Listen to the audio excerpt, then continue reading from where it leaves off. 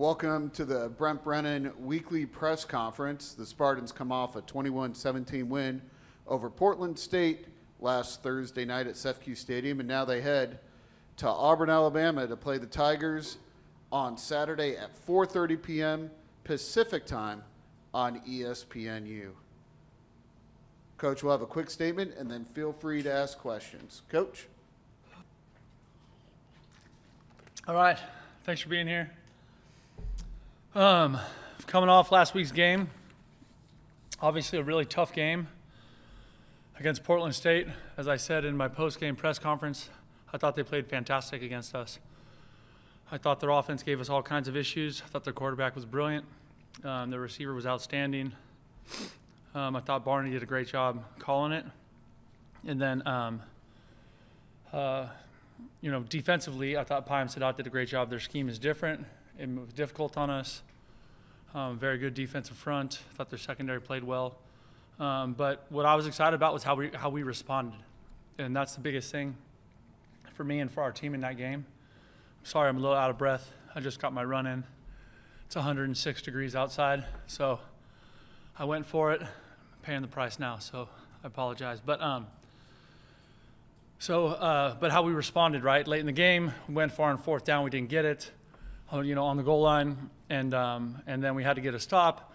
Special teams defense did a great job getting a stop. Special teams came out, had a nice punt return, then offense took it in and scored, and then our defense forced them into a Hail Mary situation and knocked it down. So how we responded late in that game was fantastic, and I was really, really excited that our team answered the call like that in that moment.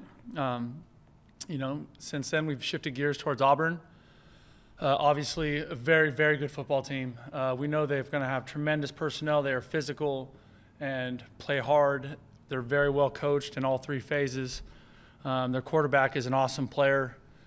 They have outstanding personnel everywhere. Anywhere you want to start, I can tell you about their secondary or their D-line or their linebackers, their O-line, their skill, their tight ends. They got four of them. There are three of them that play a lot, and they're all good. So this is going to be an incredible challenge for us on the road. In a really tough environment, and we're busy getting ready to go. So what do you got? Questions for Coach? I guess let's start with Coach Brian Harsin and his staff. There's, I'm assuming, some familiarity there. How much or if does that play into your thought process and the preparations? Coach Harsin's been a fantastic coach for a really long time.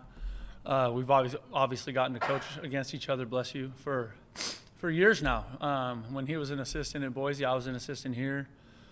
We've always been friends, stayed in touch, connected when we were both assistants on the road recruiting and that kind of stuff. And then obviously when we were both in our head coaching roles when he was at Boise and I was here. I have tremendous respect for him and his staff. His teams are always well coached. I've only had success against him one time. And so we know this is going to be an incredible challenge when you combine all the elements, right? Their personnel, how hard they play, how well coached they are, and the environment. So this is the truth. So I wanted to touch on environment. Okay. What is it like for some of the guys who haven't been around SEC culture to go in and witness it? Because, a lot of them are, I'm sure, football fans who got to, read about it, watch it, but haven't been there in person, face-to-face, in front of a crowd that's electric. I think it's going to be exciting for them. Hopefully we can, get control of our breath and get control of our emotion and our excitement in those moments because it is going to be fun and it is going to be incredibly exciting. What an incredible opportunity to go play a great SEC team with an incredible history on the road in this unbelievable arena with 90,000 people there. So a lot of that is us trying to talk to our guys and get them used to seeing what it looks like and give them an opportunity to have an idea how it looks and it sounds, but nothing truly prepares you for that until you're standing there in the game and the ball snapped, right?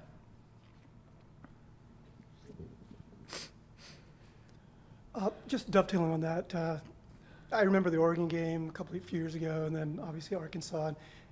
To me, since I've kind of followed you since the beginning, it doesn't feel like such an intimidation issue. There's veteran coaches, there are experienced players more that kind of buoy that. Is that? I think every environment is different, right? Like, yes, Oregon's a big stadium. Arkansas was a big stadium. The LA Coliseum's a big, all these places that we've been, they're all different. some have a little more edge to them. I think this one is one of those places. Some are a little bit more chill and more, reserved in kind of their. But we are going into the state of Alabama for a football game, right? We expect the fan base to be rowdy. We expect it to be loud. We expect it to be hard to communicate. Like, those are all things that we are anticipating for and trying to practice and get our team ready to handle the best we can in the moment.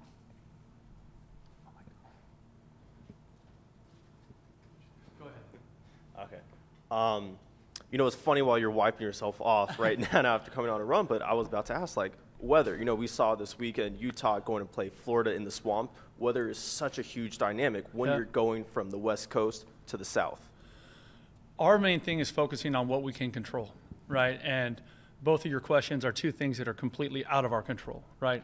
The environment and the weather. And so all we can do is worry about how well we prepare over the next few days, what kind of job we do with our hydration and our sleep and our eating and our preparation.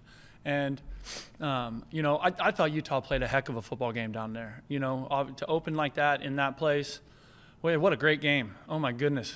Both teams just really slugged it out. Great guys making plays in every which way you can imagine.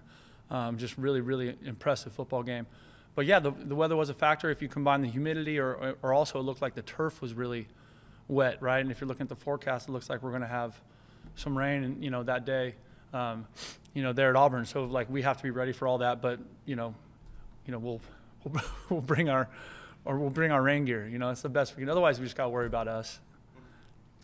And so I'm interested in hydration, being at practice. That's something that's being talked about, especially at the wrap-up meetings at the end. Yeah. So is there a specific hydration regimen? Is there a really way to approach it and a strategy specifically behind hydration? So everything with our hydration process is all based on our strength and conditioning staff, Coach Patoshnik, and then also Brandon McDonald in our training room and all those people, right? That's a little bit varies from each guy to each guy, so they're specifically giving them instructions for that. But also as a coaching staff, we're forcing that in our meetings, in the building, at practice, right? We've had more hydration breaks in the last 2 weeks than I've ever had. As a coach, I think it's healthy.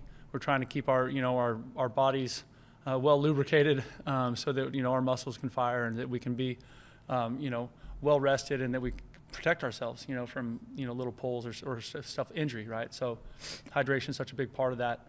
And, I do think this team is a mature team, especially the upperclassmen and the guys that we're, counting on the most. And so there's a big part of it that's up to them to teach the young players, right? This is what time you go to bed.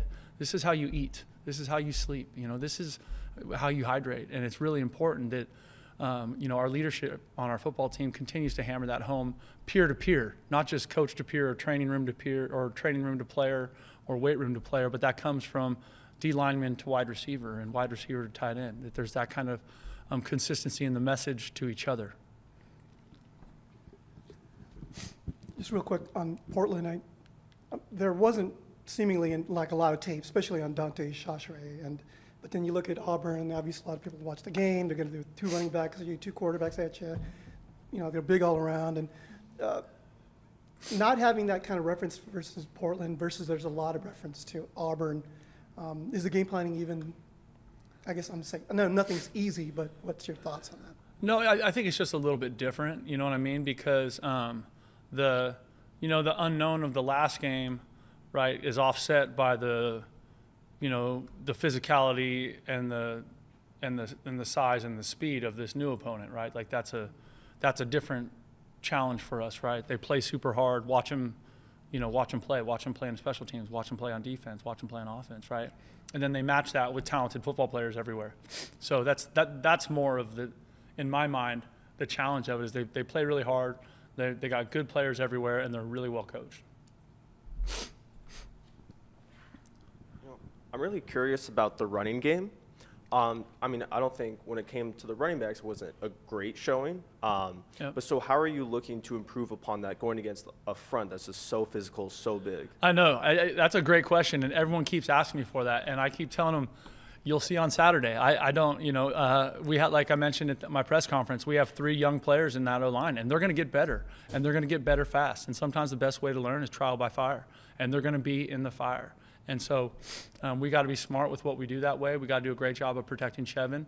And then we got to do a really good job of, how we personnel and, you know, what do we do and what do we choose to do? What do we try to run that gives us a chance to be successful?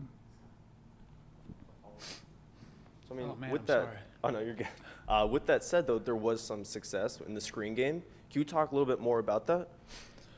Well, you know, I think the hardest thing about the screen game is it's really hard to practice because it never feels like a game.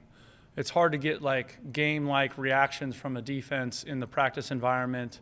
With the new rules the last couple years, changing the way O-linemen have to block downfield and not being able to cut people, right? Like the screen game becomes a lot more challenging. So I think everyone in college football, you know, is trying to be creative, finding ways to get the ball in the perimeter, and you know, use that where you get your O-lineman out in space blocking people. But it's definitely changed. It's definitely much harder than it was before.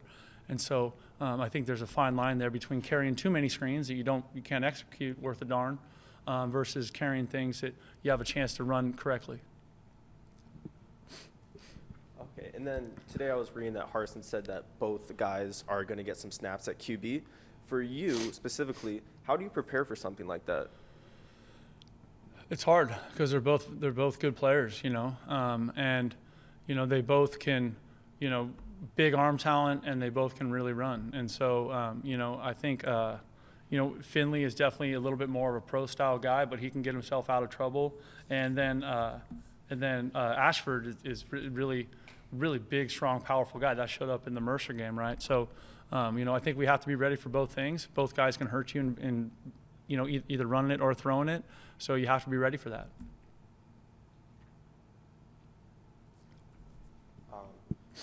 Just last question. You know, one of the things that's interesting is the fan perspective of Auburn week. This is going to be huge, but then also you guys are treating it as it's just another week. How do you keep guys reminded that this is just another week, even though the opponent is different than Portland State? Yeah. How do you keep guys just tuned into that? I think that's really hard. I think that's really hard in today's day and age when so much of the information our players or anyone's players are consuming is on their phone, right? And everything is just sensationalized, and it's so, you know, hyper focused and, you know, sensitive, and it's so in your face that way. And so the reality is that in terms of the final ledger, this game counts the same as Portland State did, right? It's just one game. And so what can we do? Everything, you know, how much can we do in our preparation to give ourselves a chance to play good football on Saturday, right? And then when it's done, however it works out, assess, fix, and get back to work, get ready to go to work for the next one. I mean, that's, once you get into the season, the games just keep coming, right? And the teams that are able to have some success are the ones that can, you know, learn, right, from the last one, and then get to work quickly on the next one. And I think that's really, you know, what do we need to do to get better? What do we learn, and what do we need to do to get better? And that's the challenge of it, because so, you know, everyone's, you know, mom and dad and girlfriend and cousin are like, oh my God, this is such a big game, right? They're all big because they all count the same in the final tally. Thank you. All good. Any more questions for Coach? All right. Thank you, Coach.